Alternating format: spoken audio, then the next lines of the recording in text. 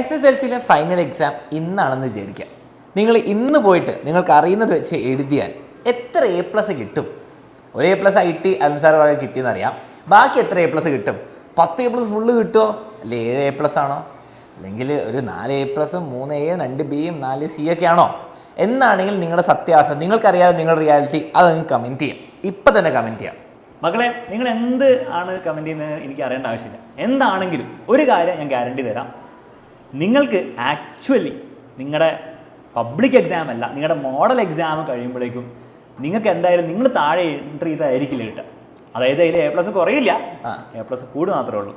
നിങ്ങൾ എക്സാമിനർ പറയാൻ പോകുന്നത് എന്താണ് പറയാൻ പോകുന്നത് ഞാൻ പറഞ്ഞുതരാം.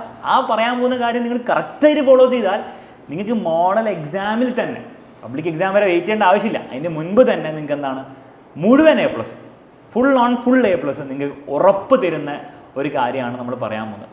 ഇനി പറയാൻ പോകുന്നത് ഈ വീഡിയോയിലല്ല, അത് കുറച്ചധികം കാര്യങ്ങൾ നമുക്ക് പറയാനുണ്ട്. അത് പറയാൻ വേണ്ടിയിട്ട് ഡീറ്റെയിൽഡ് ആയിട്ട് എക്സ്പ്ലെയിൻ ചെയ്ത് തരാൻ വേണ്ടിയിട്ട് എങ്ങനെയാണ് മോഡൽ എക്സാമിൽ തന്നെ നമുക്ക് ഫുൾ A+ ഉറപ്പ് വരുത്തുക എന്നുള്ള കാര്യങ്ങൾ പറഞ്ഞു തരാൻ വേണ്ടിയിട്ട് ഞങ്ങൾ നാളെ ഞായറാഴ്ച കൃത്യം 7:30 നമ്മുടെ ചാനലിൽ വരുന്നുണ്ട്. നിങ്ങളെല്ലാവരും ഉണ്ടായിരിക്കണം. ഇന്നേ വരെ നിങ്ങൾ കണ്ട രീതിയിലുള്ള ഒരു സ്റ്റഡി പ്ലാൻ ആയിരിക്കില്ല നമ്മൾ റിവീൽ ചെയ്യാൻ പോകുന്നത്.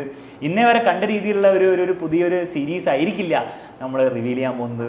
എല്ലാം ഒരു എക്സ്ട്രീംലി ന്യൂ ആയിരിക്കും, എക്സ്ട്രീംലി എഫക്റ്റീവ് ആയിരിക്കും. അപ്പം അതൊക്കെ മനസ്സിലാക്കാൻ 7:30 വരിക. പക്ഷേ ഇത് എല്ലാവർക്കും ഷെയർ ചെയ്യണ്ടല്ലോ. പാസ്സാവാൻ അല്ലെങ്കിൽ നല്ല മാർക്ക് വേണ്ടവർ മാത്രം അവർക്കൊക്കെ ഷെയർ ചെയ്യാം, എല്ലാവർക്കും ഷെയർ ചെയ്യണ്ട.